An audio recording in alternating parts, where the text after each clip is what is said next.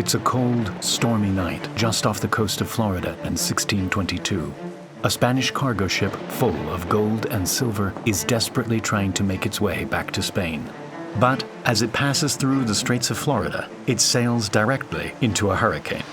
Its masts are torn apart, its rudder gets ripped off by the waves, and within minutes, the Atocha is brought down.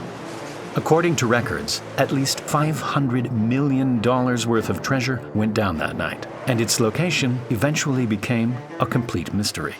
But more than 3 centuries later, after sitting at the bottom of the ocean, the motherlode of all treasure was finally discovered, and it proved to be more valuable than ever imagined.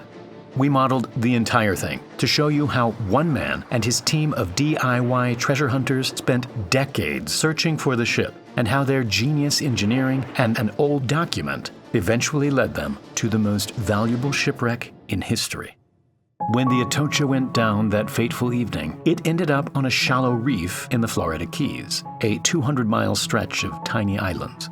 At the time, the location of the ship was known, but just a few weeks later, a second hurricane ripped the ship apart, leaving a trail of debris across the ocean floor. The location of the Atocha seemed to be lost forever, but records of its treasure were never forgotten. According to its cargo manifest, it was holding 150 gold bars, 1,000 silver bars, and more than 50 chests full of coins. All in all, the treasure would be worth at least $500 million today. All someone had to do was find it. That's where American treasure hunter Mel Fisher came in. He had spent his entire life diving, and along with his wife, ran a diving school in California, teaching more than 60,000 people how to dive. With the allure of the Atocha sitting in the Florida Keys, Mel and his family moved across the country in search for its treasure. With little more than a boat and some metal detectors, they began their search in an area called the Matecumbe Keys, which had been mentioned in several documents. But after a year of searching and more than 100,000 miles covered, they hadn't found a single thing. To many, finding the Atocha in this vast expanse of ocean was an impossible task. But Mel had a secret weapon, historian Eugene Lyon. In order to learn more about where the Atocha sank, he went to the Spanish archives in Seville and came across this document. Dated just 4 years after the ship went down, it mentioned that a search had taken place in an area called the Marquesas Keys, which was more than 100 miles from where Mel was searching. Mel and his crew instantly moved their boat and started searching in this new location. But the divers were now searching in deeper water, and they had one huge problem: visibility. Although the water was clear on the surface, at the bottom, the divers could barely see their own hands. And so Mel came up with a genius yet simple solution. He attached 2 large tubes to his boat that could be lowered down in front of the propellers. These would redirect the clear water from the surface and shoot it down to the bottom where the divers were searching.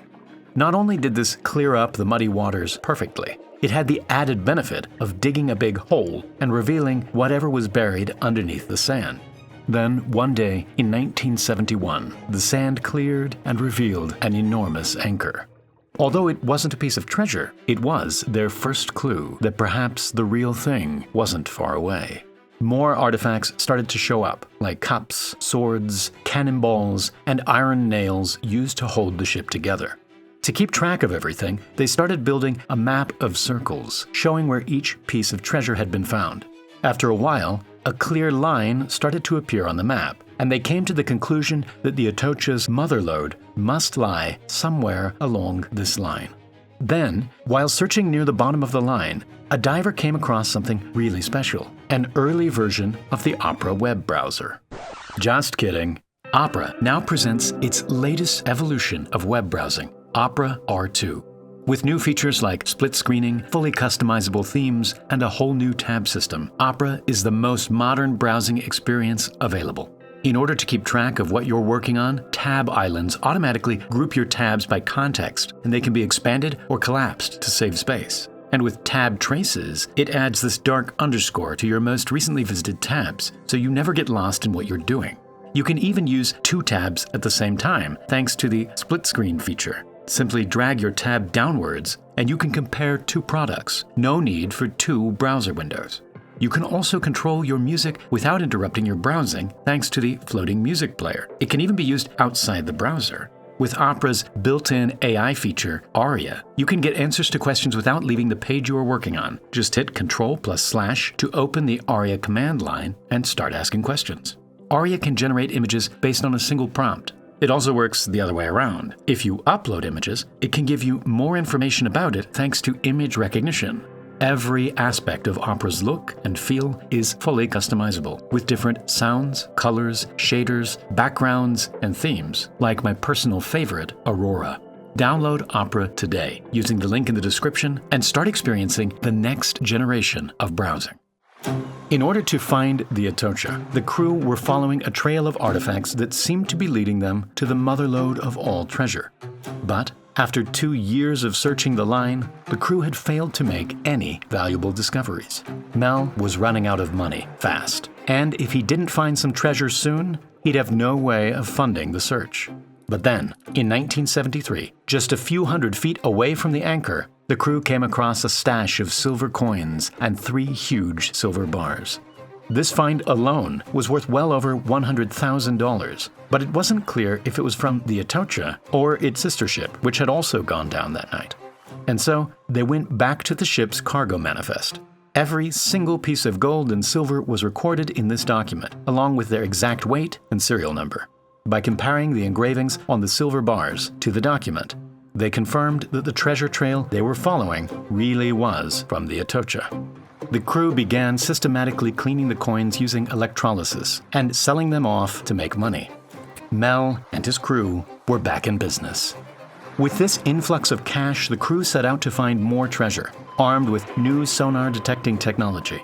But just as they were starting to gain traction, the state of Florida began claiming ownership of all the treasure being found. And so, Mel started fighting back. In the meantime, the crew continued finding more objects on the line, a major find being 9 bronze cannons with Atocha markings engraved into their barrels. But just a day after finding these cannons, one of their boats capsized during the night, killing 3 of the crew, including Mel's son.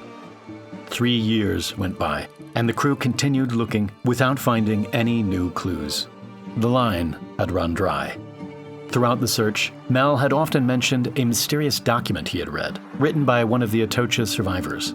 According to the document, the survivor had helped an admiral smuggle 70 pounds of the world's finest Colombian emeralds onto the ship. It was never clear where Mel had read this, but he was absolutely sure that there was more to the Atocha's treasure than just gold and silver. Meanwhile, after 8 years of legal battles, Mel won against the government and was finally granted the right to 100% of the treasure. But by the end of the 70s, Mel had spent over $6 million looking for the Atocha, and the elusive treasure still hadn't showed up. Every little object along the way had teased the crew, and it still seemed like the treasure had to be lying somewhere along the line. But all that was about to change. In 1983, while on their way out to the line, the crew's magnetometer started lighting up.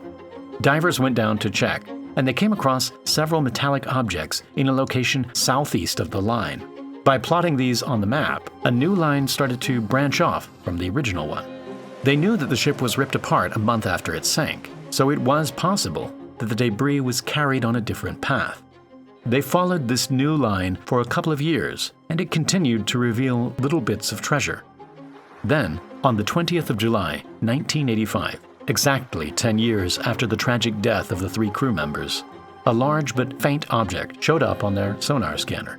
2 divers immediately entered the water and began searching for it. On a hunch, Greg Wareham decided to wander off about 100 yards to the east. And there it was.